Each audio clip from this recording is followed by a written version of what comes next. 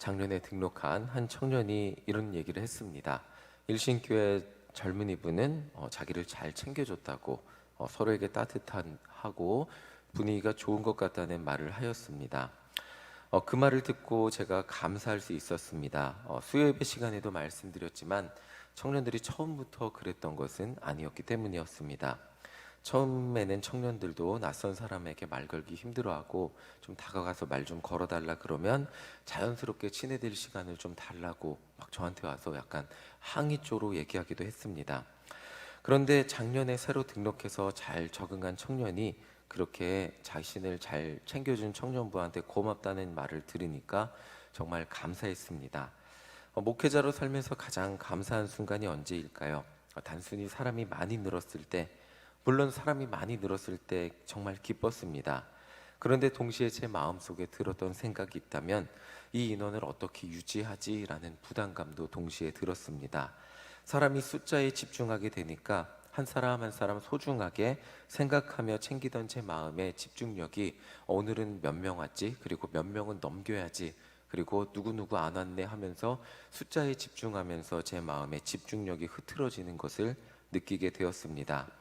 그래서 다시 새벽 예배 시간에 기도하면서 한 사람 한 사람 챙기면서 또 연락하고 또 그렇게 연락하면서 안 나온 청년들 위해서 기도하게 되었습니다.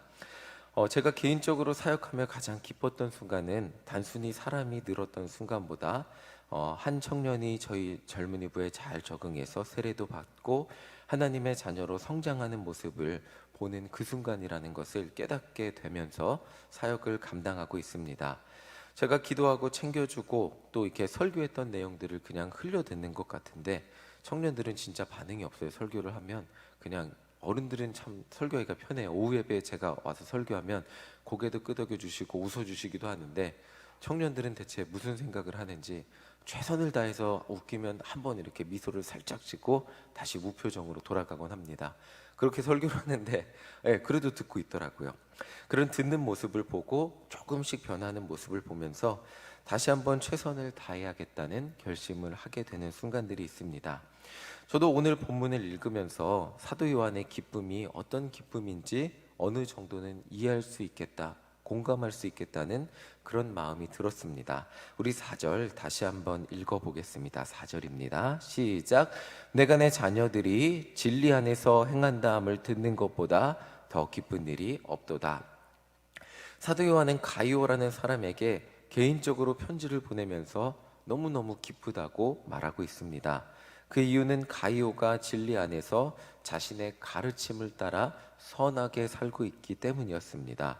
가이오가 자신의 가르침을 따라 산다는 말을 들으며 사도 요한이 정말 감사하고 기쁜 마음이 얼마나 이 안에 녹아 있는지 알 수 있습니다. 자, 우리 5절 또 함께 읽어보겠습니다. 시작. 사랑하는 자여, 내가 무엇이든지 형제 곧 나그네 된 자들에게 행하는 것은 신실한 일이니. 가이오는 사도 요한의 가르침처럼 형제를 말로만 사랑한 것이 아니었어요. 형제들을 사랑했습니다.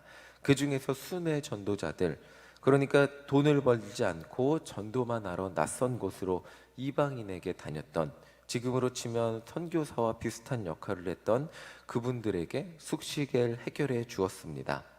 이 당시에 다른 종교나 철학을 가르치던 사람들은 지혜를 가르치는 대가로 얼마를 받는 게 관행이었다고 합니다.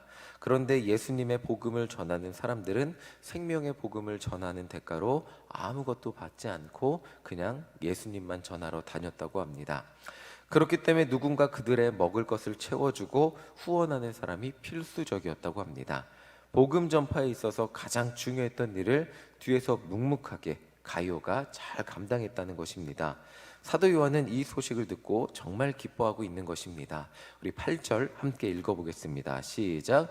그러므로 우리가 이 같은 자들을 영접하는 것이 마땅하니 이는 우리로 진리를 위하여 함께 일하는 자가 되게 하려 함이라.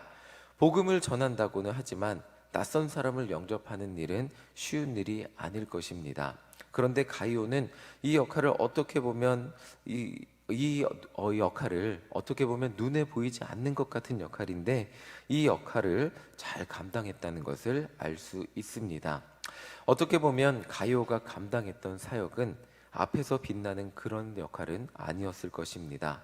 뒤에서 묵묵히 티나진 않지만 그런데 그럼에도 불구하고 쉽지 않은 사역을 감당해 왔던 것입니다. 그렇게 남들을 낯선 사람을 만나고 섬기고 챙겨주고 먹이고 입히고 자신의 재물을 사용해서 낯선 사람에게 자기의 공간을 오픈하고 그리고 그들의 입을 맞추어 먹을 것을 챙겨주는 것 쉬운 일이 아니었음을 어렵지 않게 생각해 볼 수 있게 됩니다. 그런데 재미있는 사실이 있습니다. 우리 3절 함께 읽어보겠습니다. 시작. 형제들이 와서 내게 있는 진리를 증언하되 내가 진리 안에서 행한다 하니 내가 심히 기뻐하노라. 가이오가 자신의 어려운 사역을 나 좀 알아달라고 하지 않았습니다. 그저 묵묵히 자기 할 일을 감당했고 낯선 사람들을 영접했고 먹였습니다. 내가 나서서 내가 하는 일이 얼마나 힘들고 어렵고 내 돈이 많이 들고 우리 집에 얼마나 많은 사람들이 오고 그 사람들이 얼마나 기뻐하고 돌아간지 아십니까? 라고 자랑하지 않았습니다.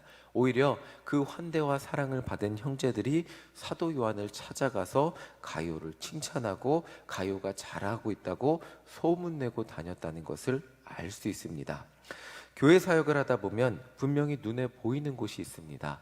그리고 드러나는 곳이 있습니다. 사람들이 주목해서 보는 곳이 있죠. 정말 신기한 것이 있다면 눈에 보이지 않는 사명을 감당한다고 해서 남들이 알아주지 않는 것 같은 사명을 감당한다고 해서 우리의 노력과 헌신을 사람들이 쉽게 생각하거나 가볍게 생각하거나 편하게 생각하지 않는다는 것입니다. 교회에서 헌신하고 사명을 감당하다 보면 분명히 서운하고 어려운 순간들이 찾아옵니다. 그것이 내 상황이건 다른 사람의 말이건 여러 가지 요인으로 인해서 어렵고 힘든 마음이 분명히 우리에게 찾아오는 순간들이 있습니다. 나만 이렇게 보이지 않는 곳에서 헌신하는 것 같고 알아주지 않는 것 같은 때가 분명히 있습니다. 그런데 내가 필요한 자리, 그 자리가 빛나는 자리가 아니라고 할지라도 그 자리에서 묵묵히 최선을 다한다면 하나님은 분명히 기뻐하실 뿐만 아니라 다들 말만 안 하고 있을 뿐이지 여러분의 수고와 헌신을 보며 분명히 감사하고 있다는 것입니다. 그리고 그렇게 묵묵히 헌신하는 분들은 어떤 모양으로든 수고와 헌신하는 자라고 성실하고 묵묵히 그 자리를 감당하는 사람이라고 사람들의 입에 소문이 나게 되어 있다는 것입니다. 교회라는 곳이 은혜롭게 운영이 되기 위해서 정말 많은 분들의 수고와 헌신이 필요합니다. 예배를 드리기 위해서는 보이지 않는 곳에서 수고와 헌신이 필요하겠죠.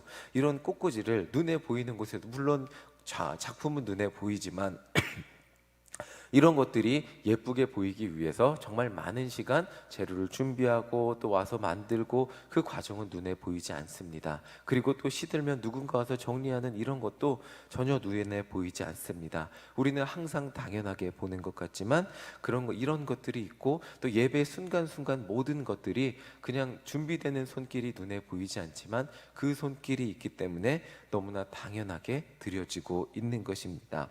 이렇게 우리가 사명을 감당하다 보면 누가 나를 알아주지 않는 것 같은 느낌이 들 때가 있지만 이렇게 하나님을 위해 묵묵히 사명을 감당하면 누군가는 그것을 보고 또 모든 성도들은 그것을 보며 감사하게 된다는 것입니다. 이렇게 하나님을 위해 묵묵히 자신의 사명을 티내지 않고 감당하는 가이오를 위해서 사도 요한은 이렇게 기도하고 있습니다. 우리 2절 함께 읽어보겠습니다. 함께 읽겠습니다. 시작. 사랑하는 자여 내 영혼이 잘됨 같이 내가 범사에 잘되고 강건하기를 내가 간구하노라. 사도 요한이 하나님의 일에 최선을 다해 헌신하고 섬기는 자를 위해 진심으로 기도했던 것이 있어요. 그게 뭐냐면 당신의 영혼이 잘됨 같이 하나님의 은혜 가운데 잘되고 강건하기를 기도합니다 라는 거예요. 이게 그냥 여러분들 봉사 열심히 하니까 복 받으세요 라는 말의 차원은 아닙니다. 제가 같이 성도님들과 사역을 감당해 보니까 기도하게 되는 게 있어요. 바로 건강입니다. 그리고 재정입니다. 그 이유는 아무리 마음이 원해도 건강이 무너지면 그 봉사를 할 수가 없더라고요. 같이 전도했던 분들이 몸이 편찮으시면, 같이 중보기도 사역에 오셨던 분들이, 같이 교회 일을 하셨던 분들이 병원에 입원하거나 건강이 무너지면 어느 순간 같이 하지 못하게 되는 것을 보게 됩니다. 그리고 또 재정을 책임져야 되면, 또 나가서 평일에 일을 하게 되면 교회 봉사하셨던 분들도 또 그냥 그 일 때문에 교회 평일에 나오지 못하게 되는 모습을 보게 됩니다. 그래서 재정이 뒷받침되지 않고 건강이 뒷받침되지 않으면 아무리 교회 나와서 헌신하고 싶어도 그 생활에 필요한 일을 해야 되고, 또 몸이 아파서 집에서 쉬어야 되기 때문에 교회에서 헌신과 봉사를 못하게 되는 경우들을 많이 보게 되었습니다. 이 사도 요한의 말이 사랑하는 자여 내 영혼이 잘됨 같이 범사에 잘되고 강건하기를 간구하는 이유가 있는 것입니다. 가룟유가 섬기고 사랑하는데 현실적으로 그의 삶에는 현실적으로 잘됨이 필요했기 때문입니다. 그래야 현실적으로 잘돼야 많은 사람들을 마음껏 섬기고 사랑하고, 또 그렇게 섬기고 사랑하고 또 섬겨도 그가 마르지 않는 샘처럼 많은 순회 전도자들이 먹고 마실 수 있도록 제공할 수 있었기 때문입니다. 그렇기 때문에 성도님들이 잘되고 복받는 것이 목회자의 기도 제목의 일부, 그것이 기도 제목일 수 있다는 것입니다. 저도 미국에서 목회하면서 일을 했습니다. 지금도 제가 우리 미국에 있는 성도님들한테 미안한 것이 있다면, 월요일부터 목요일은 제가 아침 10시부터 11시까지 일을 했어요. 그러니까 성도님들이 때로는 저를 필요로 하고 신방을 원해도 갈 수가 없어요. 가게도 제가 약속한 시간이 있고 그 가게 제가 없으면 돌아가지 않기 때문에 그 시간만큼은 제가 어떻게, 성도님들이 아무리 갑자기 제가 필요해도 묶여갖고 갈 수가 없는 거예요. 정말 급한 순간에는 뭐 사람을 구하든 어떻게든 시간을 내겠지만 정말 어려웠던 기억이 납니다. 자, 제 마음은 가고 싶어도 가게도 저를 의지합니다. 저도 그 시간 제가 책임지겠다고 약속한 거기 때문에 빠질 수가 없었습니다. 그때 정말 절실하게 느낀 것이, 목사가 사역에만 집중하는 것이 저에게도 좋고 성도에게도 좋고 교회에도 정말 좋다는 것입니다. 그래서 하나님, 오늘도 이렇게 하나님께 최선을 다해 봉사하시는 분들, 자기의 사명을 묵묵히 보이지 않는 곳에서 감당하시는 분들, 주의 전을 위해서 최선을 다해 봉사하시는 분들, 그분들의 건강을 책임져 주세요라고 기도하게 되는 것이고, 그분들의 재물도 책임져 주세요라고 기도하게 되는 거고, 인생의 다른 걱정보다 오직 하나님 앞에 봉사하며 사명 감당하는데 집중해서 기도하며 살아가게 해달라고 기도하게 되는 것입니다. 이것이 사도 요한의 기도였다는 것입니다. 사랑하는 자여 내 영혼이 잘됨같이 내가 범사에 잘되고 강건해서 지금 이렇게 감당하고 있는 사역이 언제나 하나님 앞에 쓰임받게 되기를 간절히 소망한다고 간구하고 있는 것입니다. 자, 하나님께 기도하는 여러분, 또 하나님 앞에 봉사하는 여러분, 헌신하며 살아가는 우리 모든 성도님들, 주님을 위해 항상 헌신하고 하시기를 간절히 소망합니다. 건강 때문에, 여러 가지 인생의 어려움 때문에 그것을 멈추는 일이 일어나지 않기를 제가 간절히 기도하며 함께 손잡고 주님의 일을 감당할 수 있기를 간절히 소망합니다. 주님 오시는 그날까지 정말 하나님 위해 살아가고 정말 내가 쓰임받을 수 있다는 그 기쁨을 누리며 살아가시기를 간절히 소망합니다. 목사님께 제가 들은 이야기 중에 가장 제가 바쁠 때 기억하는 이 말이 있어요. 그게 뭐냐면, 쓰임받는 것도 한철이라는 이야기입니다. 맞죠? 제 건강이 허락하는 순간, 저도 이제 은퇴하려면 30년밖에 안 남았어요.